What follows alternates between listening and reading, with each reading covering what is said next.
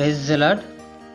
ఈరోజు దేవుని వాగ్దానము కీర్తనలు 41వ అధ్యాయము 12వ చరణం. నా యథార్థతను బట్టి నీవు నన్ను ఉద్ధరించుచున్నావు, నీ సన్నిధి నిమిత్తము నన్ను నిలువబెట్టుదువు. ఆమేన్. ఇక్కడ దావీదు మహాభక్తుడు సృష్టికర్త అయినటువంటి దేవునితో మాట్లాడుతున్నాడు.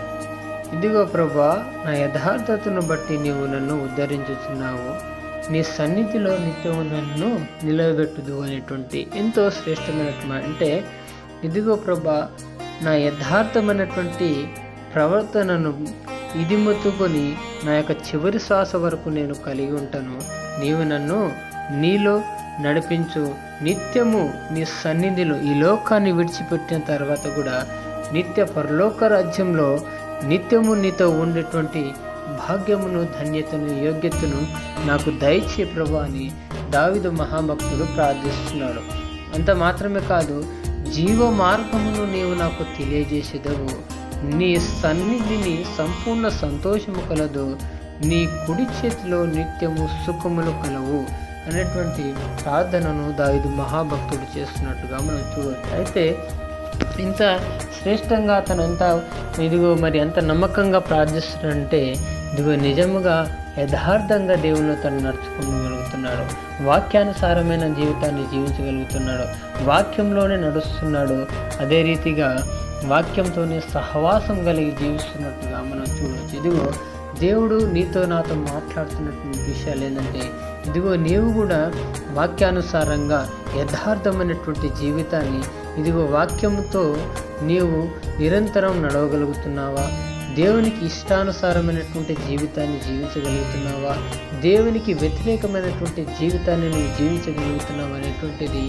నిరంతరము నిన్ను నువ్వు స్వపరీక్ష చేసుకోవాలని దేవుడు నీతో నాతో ఈ రాత్రి ఇదిగో ఈ ఉదయకాల సమయంలో మాట్లాడుతున్నాడు. కాబట్టి నిజంగా ఈ రోజు నుంచి మనం ఒక తీర్మానం కలిగి, ఇదిగో నిజముగా ప్రభా, మేము యథార్థముగా నీ సన్నిధానంలో వాక్యమైన దేవ నీతో నిరంతరము నడుచుటకు, నీలో ఫలించుటకు, నీలో విస్తరించబట్టకు సహాయం దయచేయమని ఎప్పుడైతే మనం ఆశ కలిగి ఉంటామో, ఆశ కలిగినటువంటి ప్రాణంలో తృప్తిపరిచే దేవుడుగా మన దేవుడు ఉన్నాడు. కాబట్టి నిజముగా ఈ రోజు నుంచి మనం వాక్యంతో సహవాసం కలిగి వాక్యంతోనే నిరంతరం మనం నడిచేవాడిగా ఉండాలని దేవుడు నిన్ను నన్ను ఈరోజు మరి తన యొక్క మాటల చేత మనల్ని ఉజ్జీవింపజేస్తున్నాడు, తన మాటల చేత మనల్ని బలపరుస్తున్నాడు. కాబట్టి ఈ రీతిగా మనం నిశ్చయంగా దేవుల్లో ఆశ్రయించబడదుముగా. ఎప్పుడైతే మనం